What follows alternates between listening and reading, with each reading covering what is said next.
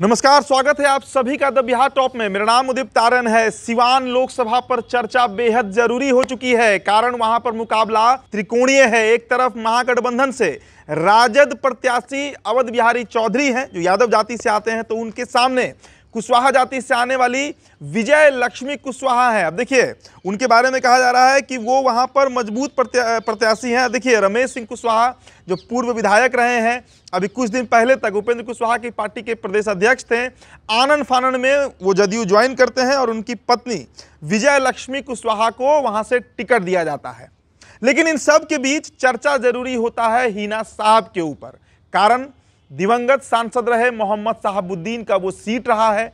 कई बार वहां से सांसद रहे हैं। बिहार में एमओआई समीकरण की नींव रखने वालों में अगर दो व्यक्ति का नाम आता है तो एक लालू प्रसाद यादव और दूसरे मोहम्मद साहबुद्दीन को कहा जाता है। इस बार हिना साहब को यह ऑफर था राष्ट्रीय जनता दल की तरफ से कि वो चुनाव लड़ सकती हैं, लेकिन जिस तरीके से उनके परिवार का तिरस्कार किया गया, जब कोविड काल में साहबुद्दीन का निधन हुआ और जिस तरीके से उनके परिवार को दरकिनार किया गया, नज़रअंदाज किया गया, साथ ही साथ राज्यसभा नहीं भेजा गया हिना साहब को, उसके बाद से ही लगातार दोनों परिवार में जो तलखी है वो सामने आने लगा। और अब स्थिति इतना विपरीत है कि हिना साहब बतौर निर्दलीय वहां पर ताल ठोक रही हैं।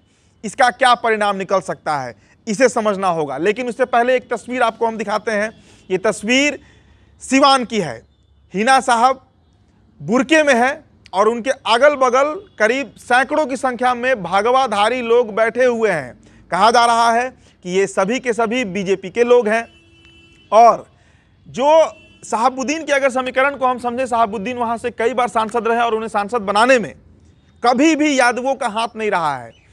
उस दौर में भी जो यादव होते थे वो अमरनाथ यादव को वोट देते थे और भी कई वहां पर जो यादव प्रत्याशी होते थे उनके साथ जाते थे। तो आखिर साहबुद्दीन जीते कैसे थे? साहबुद्दीन के साथ सिवान के मुस्लिम, सिवान के भूमिहार और सिवान के राजपूत, मतलब जो अपर कास्ट है हिंदुओं का, जो फ्यूडल फोर्सेस कहा जाता है, वो साहबुद्दीन के साथ रहा है शुरू से ही। और उन्हीं के बल पर साहबुद्दीन सिवान फतह करते रहे हैं।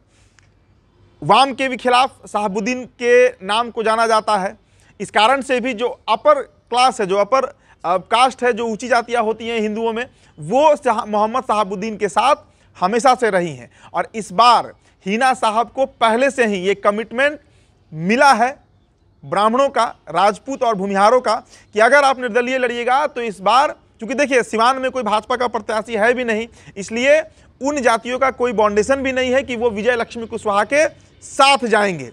इस समीकरण को समझिए आप। सिवान का समीकरण अगर आप 20 साल पहले का देखिए, वही समीकरण इस बार फिर 2024 के लोकसभा चुनाव में बनते हुए दिख रहा है। देखिए, महाराजगंज से जनार्दन सिंह सिग्रीवाल हैं, सारण से राजीव प्रताप रूडी हैं, दोनों राजपूत जाति से आते हैं। तो वहां पर जो सवर्ण तबका है उनकी ये मजबूरी भी हो जाती है कि वो बीजेपी को ही वोट करे। लेकिन सिवान में गुणागणित बदल गया और खासकर सिवान में जो पूर्व सांसद रही हैं कविता सिंह, राजपूत जाति से आती हैं, उनका टिकट काटकर विजय लक्ष्मी को टिकट दिया गया, जिस कारण वहां का जो सवर्ण समाज है और खासकर जो राजपूत समाज है वो बेहद नाराज भी हुआ। इसके खिलाफ कई बार आवाज भी उठाया गया कि क्यों सिटिंग एमपी का टिकट काटा जा रहा है। जिस तरीके का गुणागणित शिवहर में दिखा, जहां पर वैश्य मतदाता नाराज हुए जब रामा देवी का टिकट काटा गया और राजपूत जाति से आने वाली लवली आनंद को टिकट दिया गया, तो वैसा ही समीकरण इस बार सिवान में भी देखने को मिल रहा है। और तस्वीरें इस बात की तरफ इशारा कर रही हैं कि किसी ना किसी का तो खेल खराब होने जा रहा है। देखिए, हिना साहब जीतेंगी नहीं जीतेंगी ये बात के चर्चा का विषय होगा, लेकिन इतना तो तय है कि अगर सवर्ण तबका हिना साहब के साथ गया तो सिवान में अवध बिहारी चौधरी जो हैं वो लीड ले सकते हैं। क्योंकि सिवान के यादव शुरू से आरजेडी के साथ रहे हैं, वो साहबुद्दीन के साथ वैसे भी नहीं जाते हैं। लेकिन एक बड़ा राजपूत तबका है, भूमिहार और ब्राह्मणों का एक लॉबी है और उनकी आबादी भी अच्छी खासी है सिवान लोकसभा में। तो वहां पर हिना साहब के साथ अगर वो जाते हैं तो पूरा खेल जो है वो उलट सकता है। तो तस्वीरें सिवान से निकलकर सामने आई हैं। आप देखिए अपने स्क्रीन पर किस तरीके से हिना साहब जो है वो वैसे लोगों के बीच में है जिसकी कल्पना नहीं की जा सकती है। देखिए, सभी लोग, कहा जा रहा है कि ये सभी लोग बीजेपी के कैडर वोटर, देखिए बीजेपी के कार्यकर्ता नहीं है, बीजेपी के नेता नहीं है, लेकिन ये सभी के सभी बीजेपी के कैडर वोटर हैं। और ये समीकरण सिवान का बदल रहा है। मतलब जदयू के, देखिए जो 5 लोकसभा सीट पर वोटिंग हुआ, हमने आपको पहले भी ये खबर बताया है कि बीजेपी के कैडर वोटर जदयू के साथ नहीं जाने को तैयार हैं। कारण नीतीश कुमार की जो विश्वसनीयता है, उनकी जो क्रेडिबिलिटी है, वो इतनी खराब है कि कोई नहीं जानता है। 4 जून को रिजल्ट आएगा और हो सकता है कि 5 जून को ही फिर नीतीश कुमार महागठबंधन के साथ चले जाएं। तो ऐसे में भाजपा के वोटर्स अपना वोट बर्बाद नहीं करना चाह रहे हैं और ये चर्चा बिहार के घर घर में, बिहार के गली गली में, बिहार के कस्बों में, चाय की टपरी पर बड़ी आम है और सिवान में इसका साफ तौर पर असर देखने को मिल रहा है। आगे भी जो समीकरण बनेगा सिवान का, वो आपसे हम साझा करेंगे। फिलहाल इस खबर में इतना ही। बहुत बहुत शुक्रिया।